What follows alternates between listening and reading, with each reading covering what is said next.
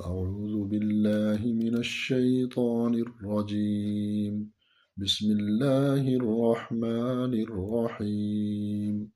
سبح اسم ربك الأعلى الذي خلق فسوى والذي قدر فهدى والذي أخرج المرعى فجعله غثاء أحوى سنقرئك فلا تنسى إلا ما شاء الله إنه يعلم الجهر وما يخفى ونيسرك لليسرى فذكر إن نفعت الذكرى سيذكر من يخشى ويتجنبها الأشقى الذي يصلى النار الكبرى ثم لا يموت فيها ولا يحيا